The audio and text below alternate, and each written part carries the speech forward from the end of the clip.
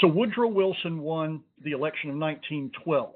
That means that he became president in 1913. He would go on to win the election of 1916, and then governor until 1921.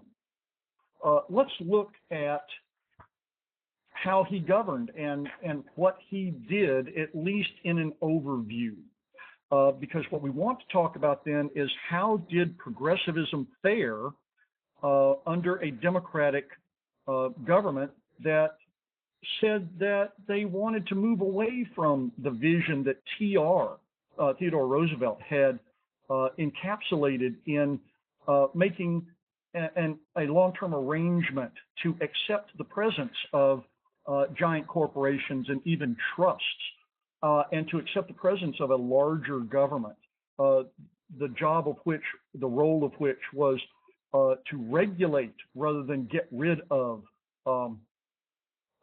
giantism, and to itself become larger in order to have a positive role in the affairs of people. Now, that's what the new nationalism of Theodore Roosevelt wanted, and the new freedom of Woodrow Wilson, the platform he ran on, was vastly different. That the government would, as we've said before,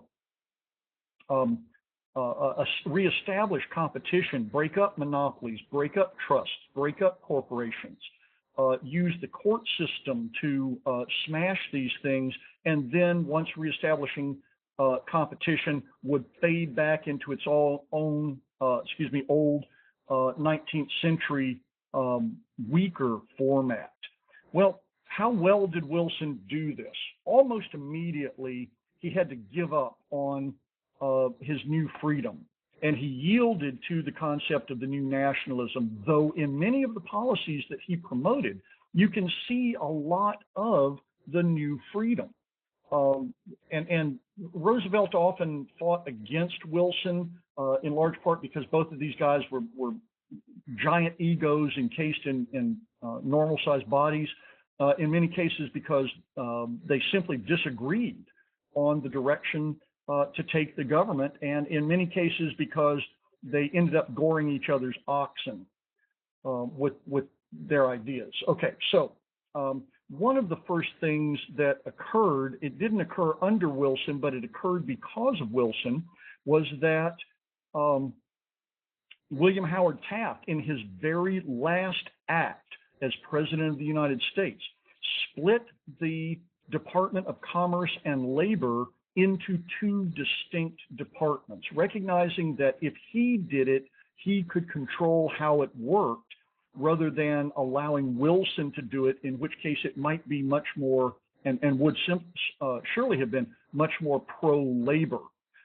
So on March 4th, 1913, William Howard Taft split the Department of Commerce from the Department of Labor, and that gave labor a voice in the cabinet that it had been seeking for about 50 years. It also gave an independent voice to business that it had, but not at the cabinet level.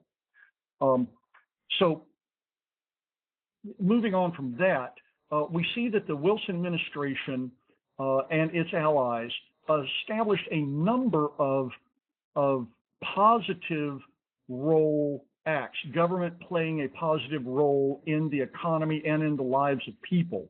That is an active role, not necessarily, don't think of the word positive as good necessarily, think of it as active. And this goes back to political theory that uses the word positive and negative to mean active and inactive. You can see from the Wilson administration and its allies' acts of 1913, 1914, they intended to establish a particular brand of progressivism. Let's look at how these acts worked. In 1913, the Underwood-Simmons tariff, Underwood was from Alabama, lowered overall tariff rates, and because of restructuring of the tariff, lowered protectionism, but raised more revenue. And this was important both to fund the government and to equalize the power that the tariff had over consumption patterns in the U.S. The tariff had normally punished consumers and protected manufacturers, but the Underwood-Simmons tariff, not quite free trade, which is what many of the progressives wanted, did indeed favor that public interest defined as consumers. Speaking of how you fund the government, it was under the Wilson administration that the 16th Amendment, the bane of many people nowadays, was passed, allowing for an income tax. Now, this had been part of the Omaha platform of the populist or the pre-populist party, the agricultural wheel in 1888. I'm sorry, the St. Louis platform of 1888 and the populist party platform called the Omaha platform of 1892. This call for a progressive income tax. That passed. It was declared unconstitutional, but the amendment passed in 1913. Another bane of the of current folk of today is the Federal Reserve Act, and I say bane because many people are yelling about the Fed right now, and you know it's loud, but certainly not a majority of people are hollering about the Fed. But it has gained some political traction to yell about the federal government, the Federal Reserve. This was established in 1913 by the Federal Reserve Act. Now, for a number of years, bankers held a majority of the seats, of the 12 seats on the Federal Reserve. They held 7 of the 12 seats on the Federal Reserve, with the federal government able to appoint 5 members. The Federal Reserve Act established 12 regional banks to try to get the money supply, at least the politics of the money supply, out from under the perceived hand of people like J.P. Morgan. It required member banks. Banks could join the Federal Reserve. It required member banks to keep many of their deposits on reserve. And by doing that, it allowed the Federal Reserve a tool to restrict or expand the money supply.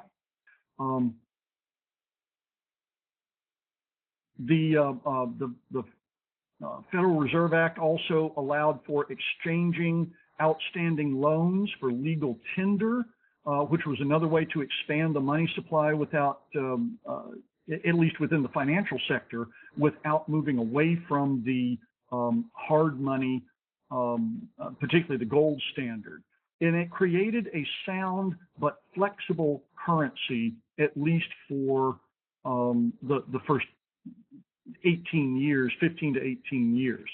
Another of these progressive acts was the Clayton Antitrust Act that was designed to patch some of the holes in the Sherman Antitrust Act of 1890.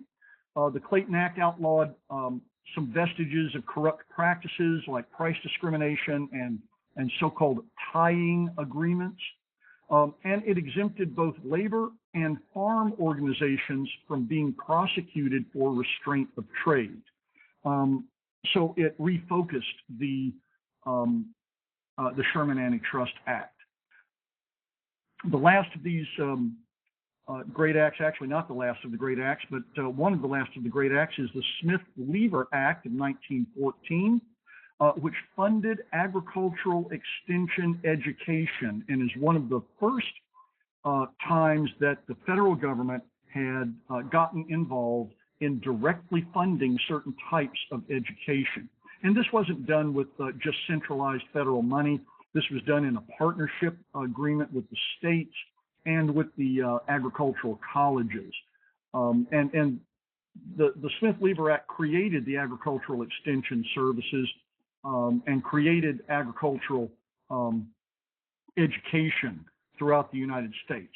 The last of these acts that we want to even mention is not on this slide, and I apologize, and that is the Federal Trade Commission Act of 1914. I just want you to be aware of these acts. Okay, now, after 1914, Woodrow Wilson began to be consumed with problems associated with World War One, what then was called the Great War. This had broken out in August of 1914, and Wilson's stance was to remain neutral. He wanted the U.S. to remain neutral, to remain out of the fray. There were depredations against Americans by Germans, particularly the use of submarine warfare, and it wasn't as sneaky as everybody thinks, and we'll talk a lot more about this when we talk about diplomacy. But Wilson became consumed with foreign affairs after 1914. So after this flurry of activity in 1913, 1914, we see that Wilson and the Progressives have to deal with things like the war and preparedness and things like that. But there was another election. And in 1916, Wilson, not only wanting to bolster his support among people who wanted the U.S. to remain neutral, but also among progressives, because there was a threat that Theodore Roosevelt was going to run again. Wilson had led a resurgence of progressive legislation in 1916. He supported farm initiatives like the Farm Loan Program that established land banks. He supported the Warehouse Act that established that sub-treasury that the Omaha platform and the St. Louis platform of the agricultural wheel and the populists, not in that order, had wanted. That idea that the federal government would establish warehouses, loan farmers money based on crops that the farmers stored at the warehouse. Another of these farm initiatives was the Smith-Hughes Act that allowed for federal training of agricultural and vocational education teachers and the paying of them. The Federal Road Aid Act that was introduced into Congress. There were dozens of these federal aid to road acts introduced in Congress between 1893 and 1916. And in 1916, 10 of these acts had been introduced into Congress. So there was a great groundswell to get the federal government involved in supporting road building, the so-called Good Roads movement. Was introduced, this particular Federal Road Aid Act was introduced first in 1912, and then in 1914, again in late 1915 by Dorsey Shackelford, representative from Missouri, and by John Bankhead, senator from Alabama, that provided federal money to match state money for highway projects. And this was the first time that the federal government had made a major contribution directly to states in an effort to improve the public roadways. This is the first time since 1830 that the federal government had contributed directly in any significant way to road building within states that did not have anything to do with post roads. Another piece of legislation, or rather another area of legislation, was labor legislation. And these last three acts deal with labor legislation. The Keating-Owen Child Labor Act of 1916 applied the Interstate Commerce Clause to manufacturers that, actually to goods made by children under 14 years old.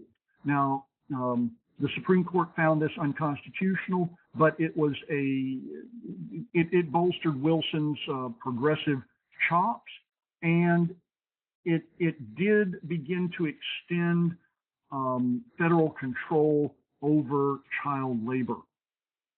The Adamson Act of 1916, proposed by a senator from Georgia, Adamson, to avert a railroad strike in 1916, that the railroads were already crippled by 1916 because of a backlog of cars that, no kidding, went from Boston to the Great Lakes and from New York almost all the way to to St. Louis. That is, no kidding, cars were backed up on the railroads because the railroads had a policy of not taking trains with empty cars.